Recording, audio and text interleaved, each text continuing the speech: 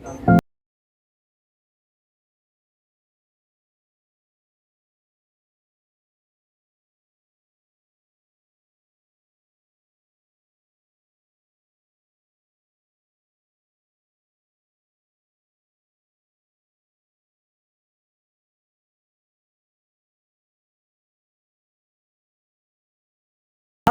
I am assistant director at Akash Panchkula Ambala and Patiala branch. और basically आज सब हम यहाँ पे जो है हमारा नीट का जो आकाश का रिज़ल्ट है एक्स्ट्रा ऑर्डिनरी, उसके सेलिब्रेशन के लिए एकत्रित हुए हैं। आकाश का जो रिज़ल्ट है वो बहुत ही आउटस्टैंडिंग रिज़ल्ट रहा है। अगर ऑल इंडिया लेवल पे हम बात करें तो ऑल इंडिया लेवल पे आकाश के 21 स्टूडेंट हैं जिनके परफेक्ट 720 स्कोर आए हैं। और अगर हम ऑल इंडिया लेवल पे बात करें टॉप 100 में हमारे 36 स्टूडेंट हैं, टॉप 500 में हमारे जो 162 स्टूडेंट हैं एंड टॉप 1000 के अंदर हमारा 333 स्टूडेंट हैं। तो लगभग 33% जो वेटेज है टॉप 1000 के अंदर वो आकाश इंस्टीट्यूट का है। अगर हम नॉर्थ जोन की बात करें तो नॉर्थ जोन के अंदर हमारे 3 बच्चे हैं जो परफेक्ट 720 स्कोर किए हैं और आकाश की लेगेसी को हमने मेंटेन किया हुआ है। अगर हम नॉर्थ जोन की बात करें तो हमारे पास 715 से अबव 10 स्टूडेंट हैं, 710 से अबव 33 स्टूडेंट हैं और 700 से अबव 82 स्टूडेंट हमारे सिर्फ नॉर्थ जोन के अंदर है। अगर पंजाब की बात करें तो पंजाब का रिजल्ट भी बहुत शानदार रहा है।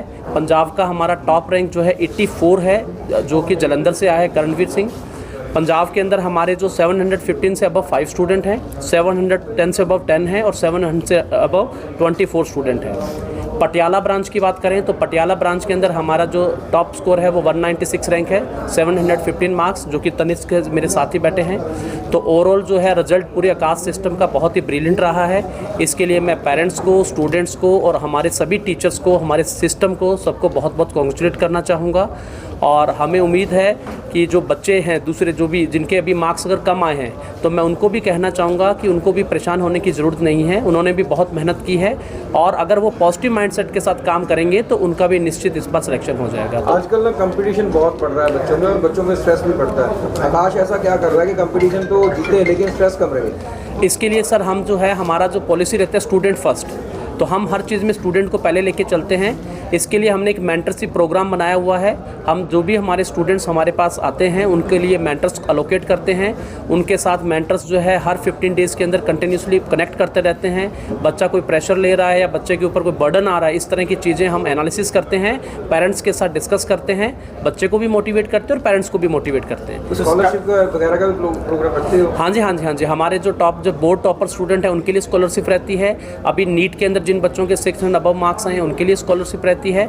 बाकी हमारा एक एंथे एग्ज़ाम होता है, तो एंथे एक स्पेसिफिक एग्ज़ाम है जो हम सिर्फ स्कॉलरशिप के लिए बनाते हैं, जिसमें ऐसे बच्चे जो एजुकेशन इस तरह से नहीं ले सकते जैसी उनके पास होनी चाहिए, लेकिन अगर उनके पास टैलेंट है तो वो हमारा एंथे एग्ज़ाम देके free of cost Akash system के अंदर पढ़ सकते हैं। इसके अलावा कोर्ट केस हुआ है, नीट के जो एग्ज़ाम था उसका क्वेश्चन पेपर लीक हो गया था। हाँ जी है ना, तो उसका शायद हो रहा है कि रिजल्ट कैंसिल करके नया करें। नहीं सर, उसके ऊपर अभी कुछ भी नहीं आया, क्योंकि उसके ऊपर पहले था लेकिन उसको नेगलेक्ट कर दिया गया, तभी नीट का रिजल्ट जो है लॉन्च हो गया।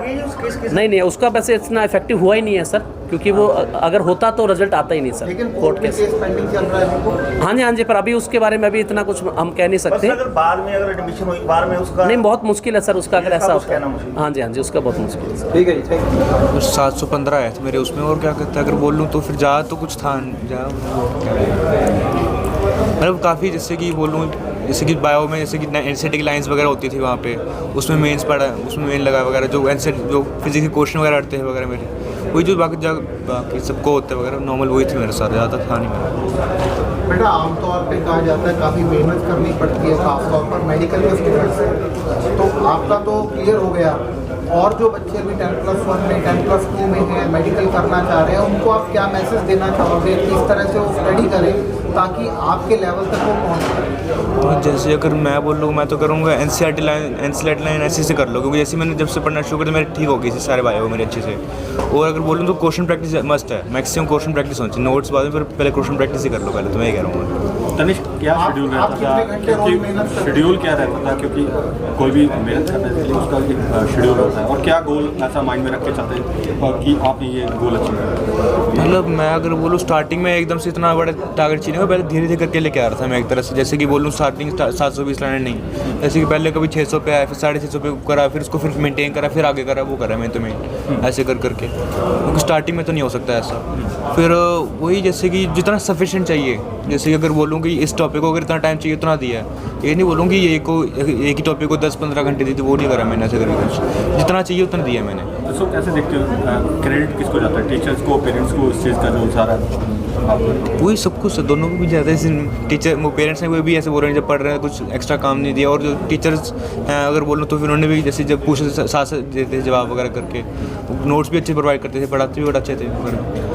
जैसे सोशल मीडिया पे कितना एक्टिव थे, क्योंकि आजकल सोशल मीडिया का ज़माना है, क्या यूथ को क्या मैसेज देना चाहिए, सोशल मीडिया में एक्टिव होना चाहिए या नहीं होना चाहिए, इस पर स्टडी पे कोई फर्क पड़ता है? नहीं, अगर बोलूँ जैसे कि थोड़ा समय के लिए तो स्ट्रेस बस्टर की तरह काम करता है वो, अगर बोलूँ उससे, अगर एक्सेस में तो काम खराब है, एक्सेस में तो काम खराब है, पर थोड़े समय के लिए है। न्यू जनरेशन और इस AI खराब है।